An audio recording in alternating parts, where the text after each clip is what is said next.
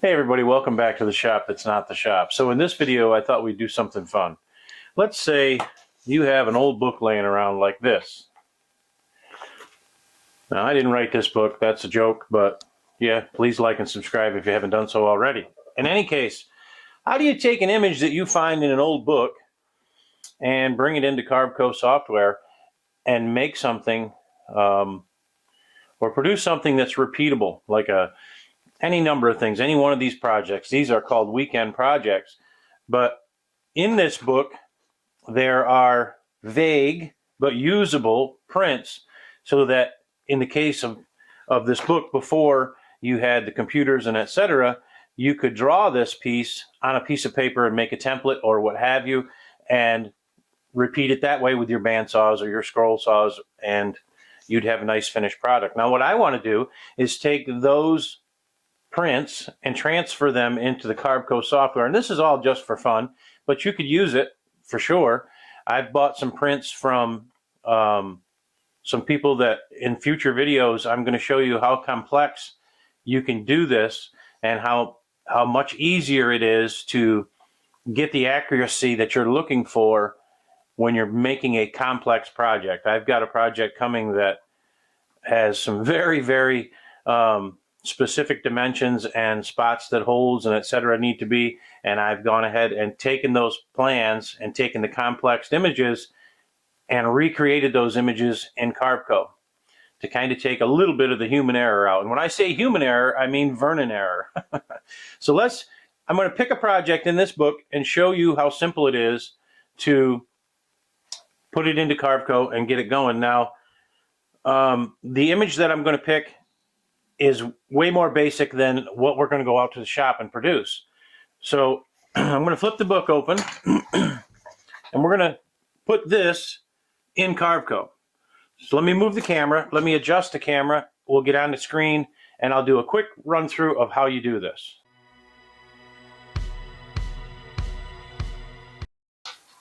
So the first thing you're going to need to do is get yourself one of these handy dandy pointers. Now, that's a joke, I'm just kidding.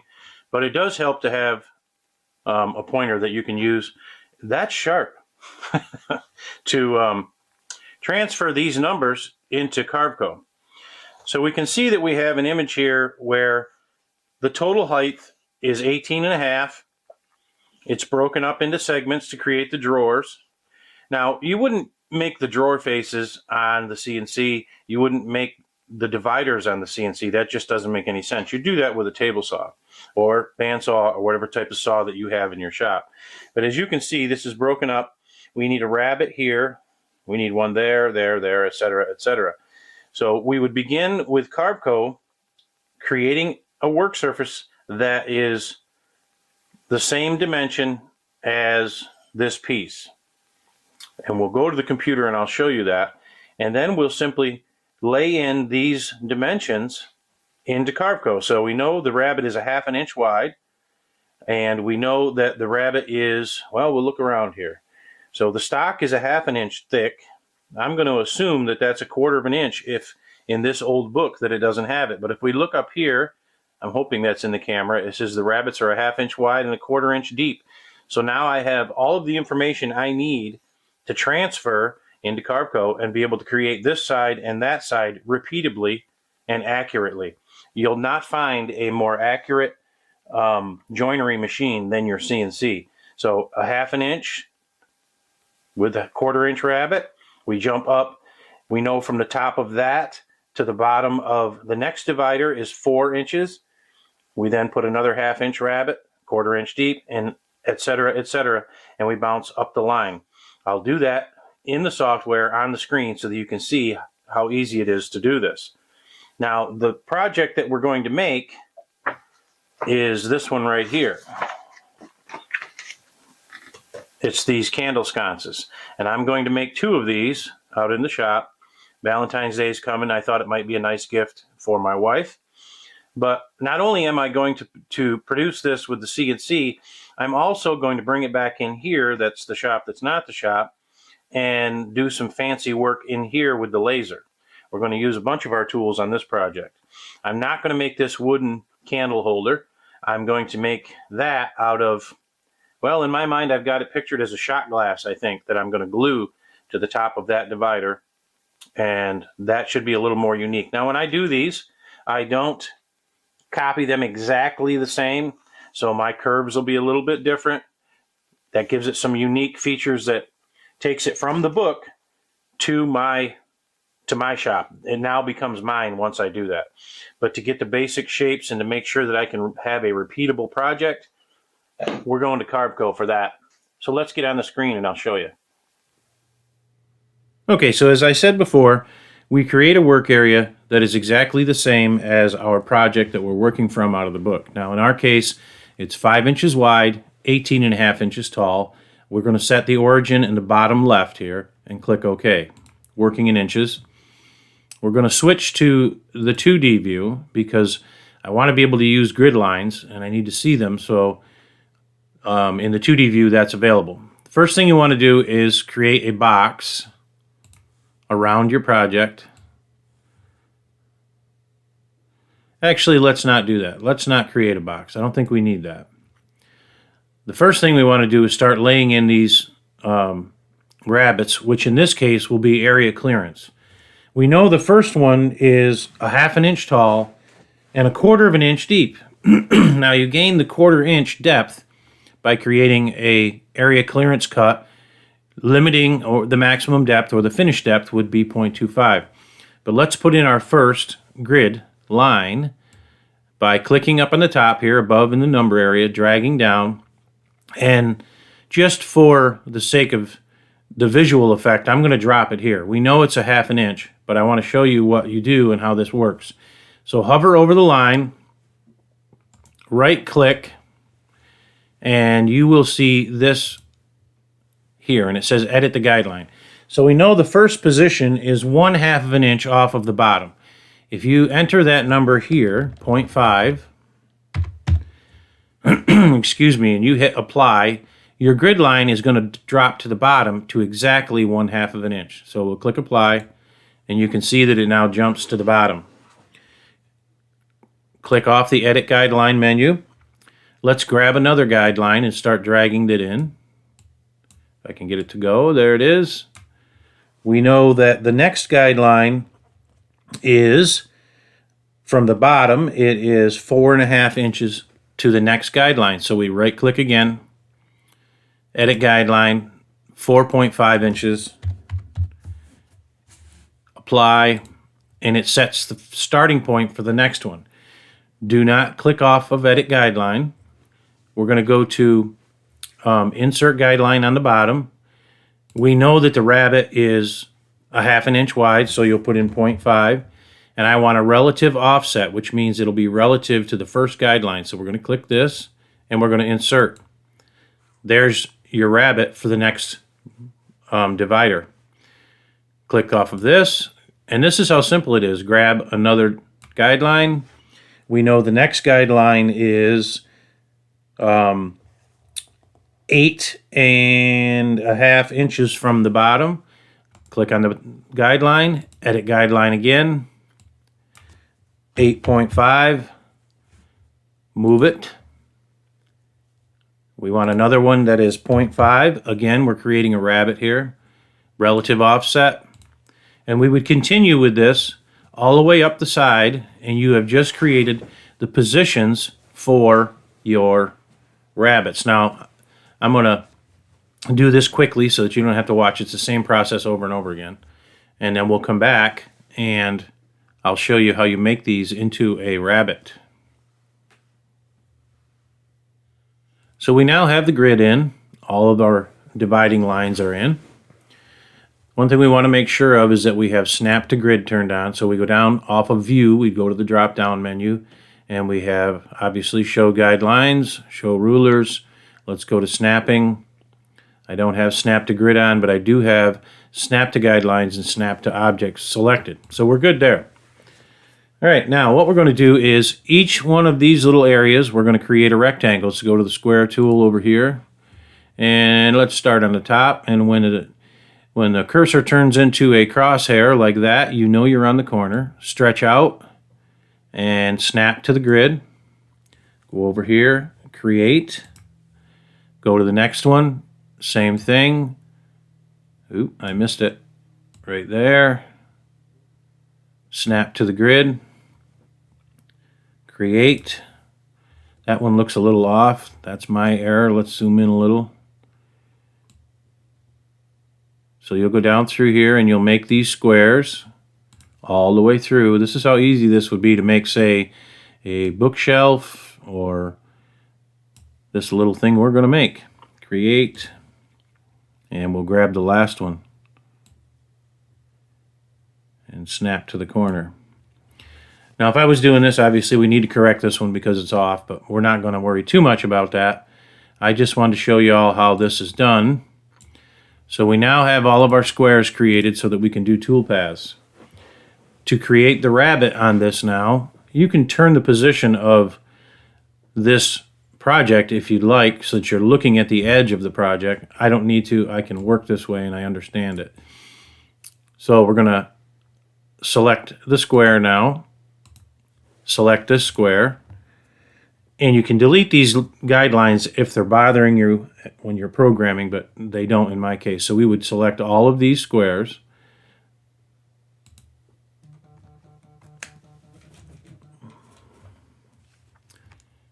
And of course you have to hold down Shift or they unselect, which I did not do.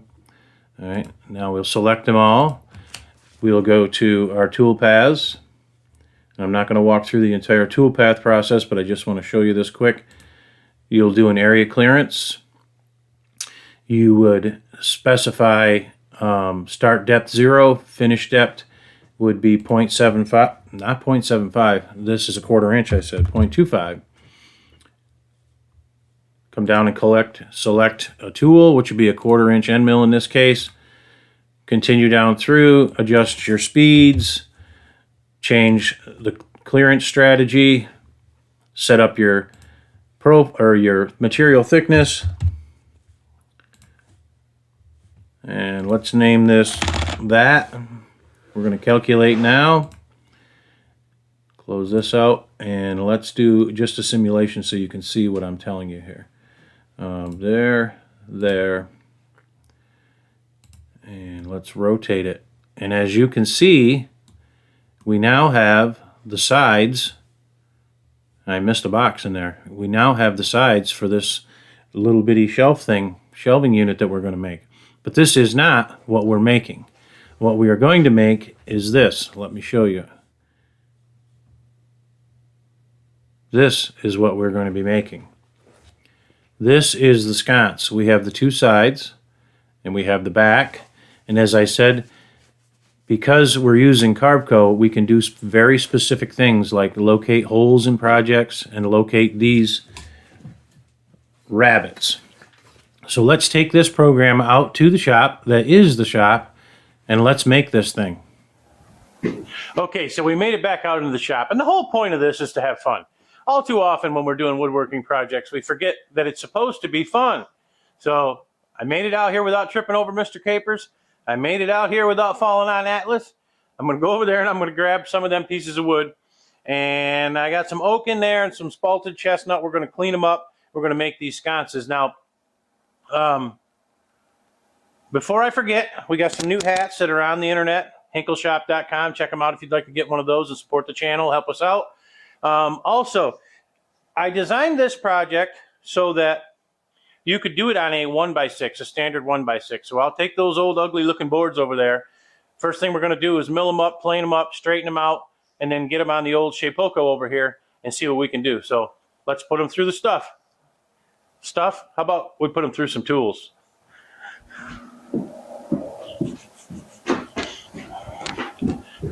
Oh, I'm supposed to say let's get started. Pretty ugly. We can fix that.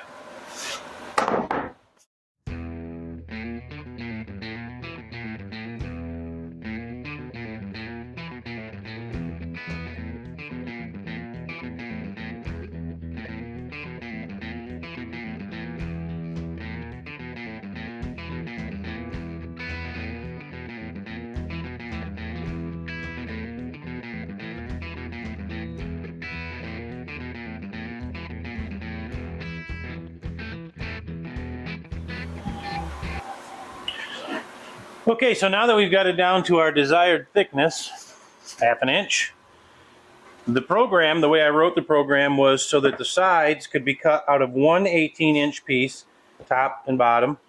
The back could be cut out of another. Now, when you're dealing with this old wood, you got to be careful of these bad spots. We can't do anything here. It's junk. So this is enough room for the back. This is enough room for the sides. Let's get it over on the mill and see if I can wreck this piece of wood.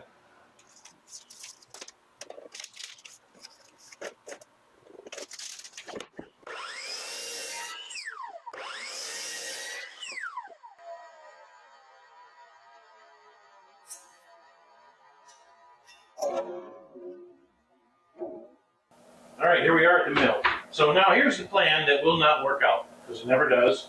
But I'm hoping after I cut these parts out, I'll have a piece left over that I can create the drawer front with. Let me grab the book so I can show you what I'm talking about. Because I did bring my manual out here, my service manual. I'm hoping I get that little piece. I doubt I'm going to, because I need this and this as well as that, but let's get this thing rolling and see what happens. All right, my new clamping system going to come in handy here. I had to take this all back off the other day because I didn't cut the slots on the bottom side of these boards deep enough, and these didn't slide as nice as they do right now, but we fixed that, easy peasy lemon squeezy. And now this system is almost flawless. I've got the origin right here. I'm going to just touch off the top of that corner. I can slide these out just as easy. Slide them back in another line. Yeah, boy. Lock this guy down. If you haven't made this type of a system yet, I highly recommend it. There was also a question about where the T-nut's going to turn in the slot. Well, the way this works, you have to put 2 flats on the bolt, and you're holding the clamp in place, which locks the T-nut, T-bolt, so it can't move. So to answer that question, no, the T-nut will not move when you're clamping down with this system. Oop, I forgot my little blocky. I put him under this side to flatten out the clamp. All right, I'm going to zero this thing out. We're going to rock and roll, and as I said earlier, let's see if I can wreck this piece of wood.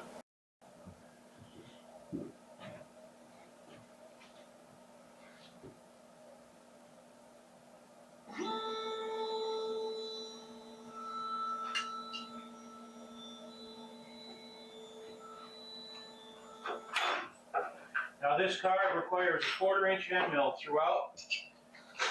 I did that on purpose so I didn't have to switch tools. In the middle of the carve, I mean. So let's throw in a 1/4 inch down cut. Lock him down with even pressure. Remember, you don't need to get on this and kill this thing. You can do this with simple hand pressure. Made my new handy dandy storage block here so that everything is in organizational status. No, I don't need that yet. We're going to do a little zeroing in here. Let's move him over here. Another handy little tool are these mini keyboards. Make life much easier.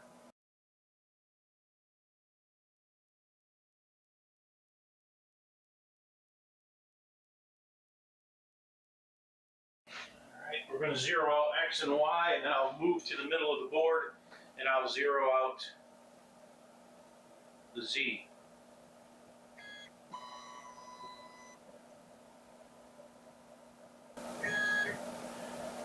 That'll do it. Let's get out the most accurate zeroing device ever, a while you were out card. Everybody should have a while you were out message card. That's the only way to zero a machine, and that's a joke. There's multiple ways to zero, but most of the time that's what I choose. All right, we're going to run this thing.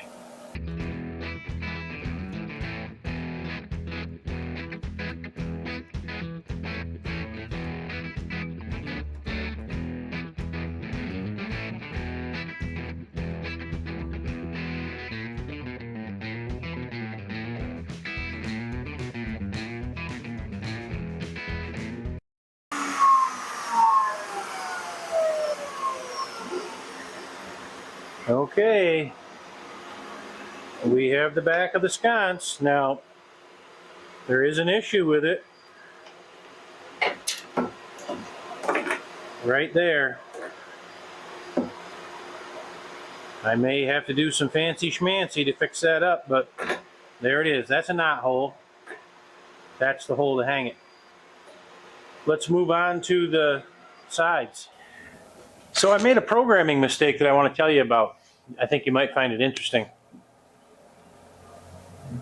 Getting ready to run the sides, and I noticed the time was 5 hours and 75 minutes. No way. So I went back in and looked, and I had adjusted the speed or the feed to 0.75 inches per minute, not 7.5. By dropping it or by increasing it to 7.5 instead of 0.75, the carve is now just over 6 minutes. So watch your settings, ladies and gentlemen. Otherwise, you may be standing here going like this for 5 hours.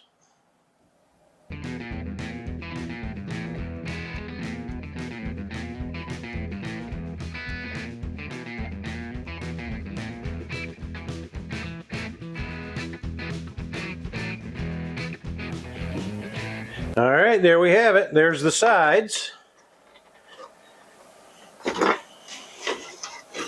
Pretty cool. Got our dados.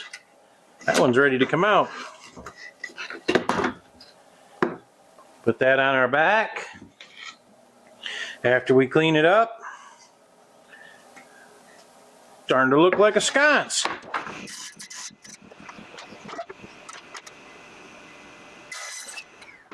Hey now, this is my lucky day. There's the side. There's the piece I just cut off. Would you look at that? I can use this for the top and bottom of the box. Awesome sauce.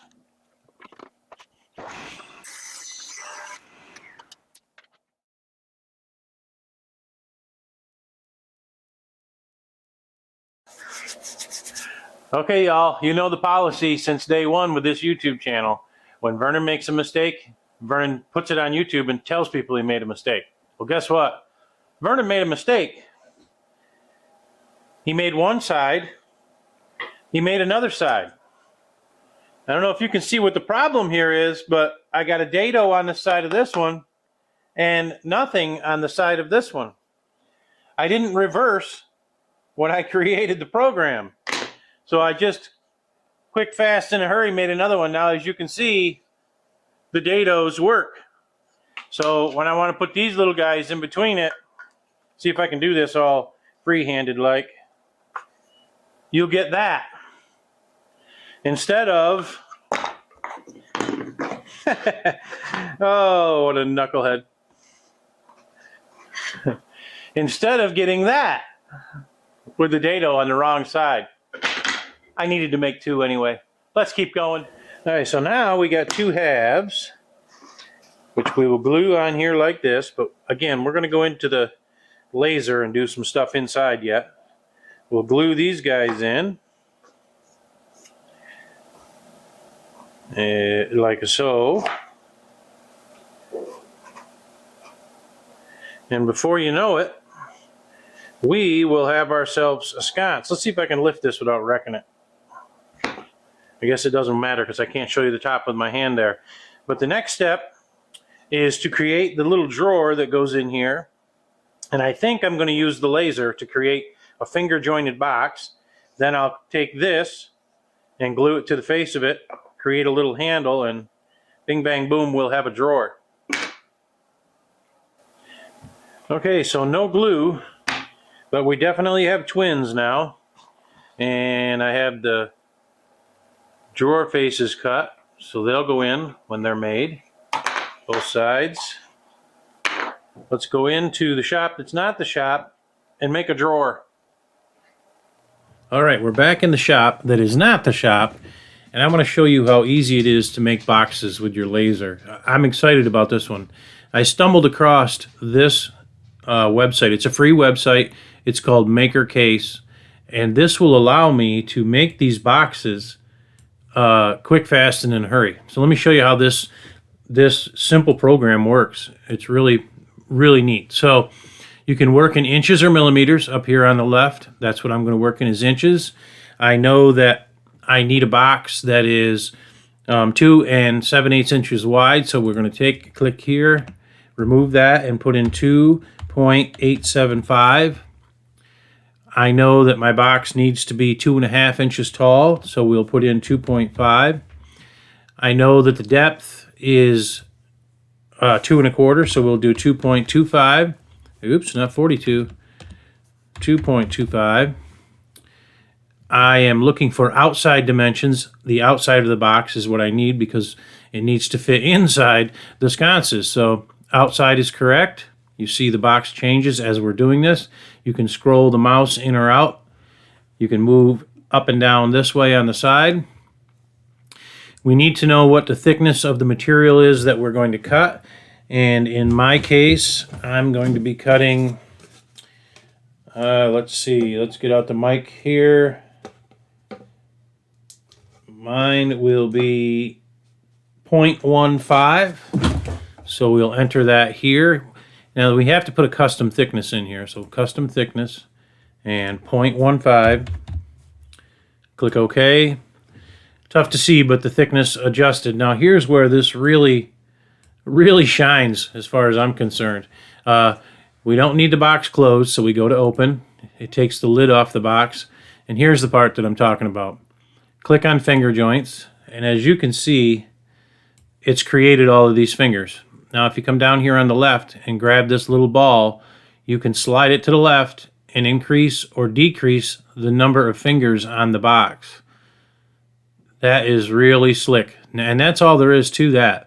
Now I'm going to put in, that's a good number for me right there, so I'll release, scroll down, and all you do is go to the left here where it says download box plans, click that.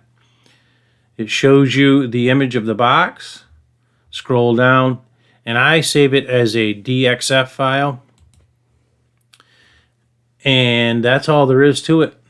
We go to Lightburn, and we open up Lightburn now. So let's go to here. We'll minimize this. Double click on Lightburn.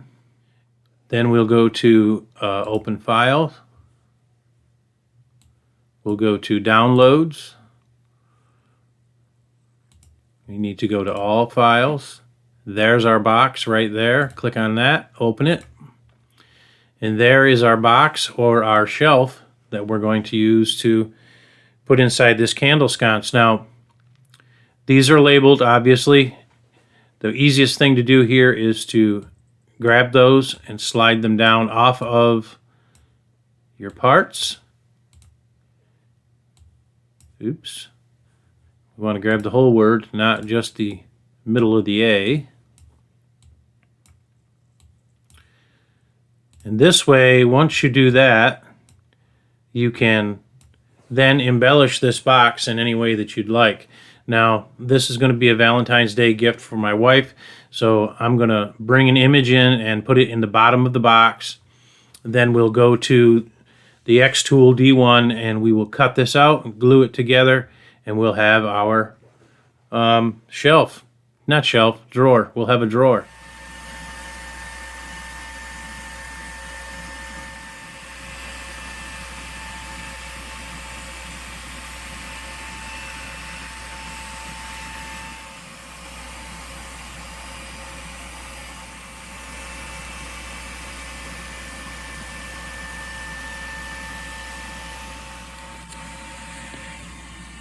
So as you can see, the X Tool D1 does an outstanding job on this box cutting business. That's a lilac, by the way. Okay, so there it is, this massive box that we have to make. Now that's how I hold them together. I use some rubber bands to keep them tight and square, and then I'll take CA glue and run it in the seams on the inside. But let me show you what we did in here. As you can see, we put the lilac in the bottom. As I said, that's my wife's favorite flower, so she may get a kick out of that. One more tip for all you laser junkies. When you got these little pieces like this and they're cut, they are burnt on the edges. How do you get that off? Well, I use this toothbrush for beavers here, and I rub it on there, and you can see that it pops the soot off of there.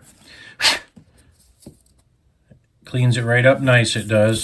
So get yourself a Beaver's toothbrush with wire bristles and clean up your pieces. Okay, so the fun part, the glue up. Now, I already have this glued here and here. That's all set. Now, rather than just eyeball this, I'm going to take my 3/8 inch spacer and I'm going to line it up on the bottom of this right here. And I'm going to clamp this in. Then we're going to put the glue on here. We're going to slide it against that, line it up left and right, and put a couple clamps on it with some CA glue and some regular glue, and keep our fingers crossed that we get it correct.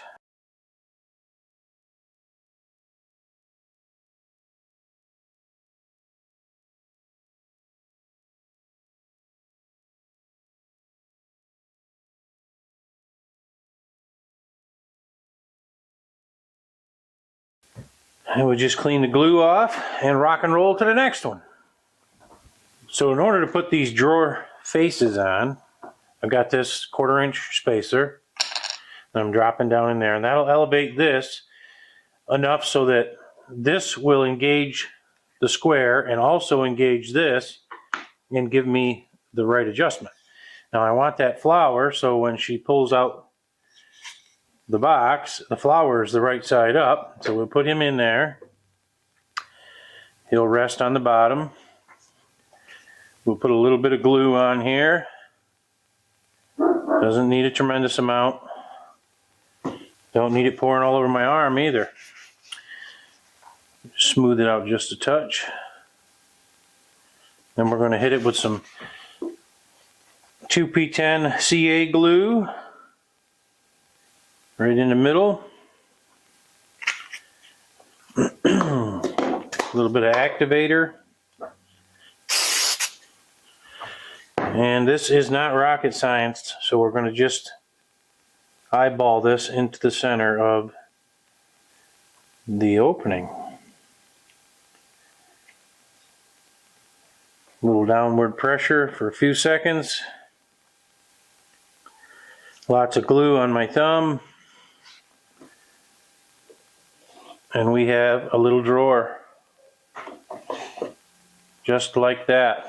One more thing, I don't know if the camera is picking this up or not, but you'll see that the bottom side of this little lid is lighter than the top, so I'm making it a point to do the same thing on this side so that they match. And just to show off a little bit, I think I'll do black walnut poles.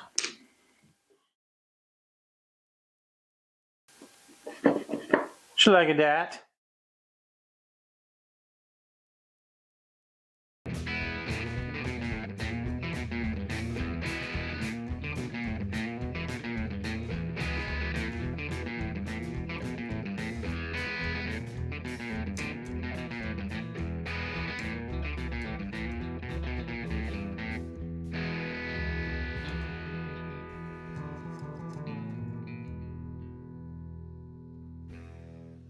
Well, there you have it, everybody. We've come full circle by creating something out of a book using Carveco software. I don't know if you can see that little flower in there, but it sure is pretty.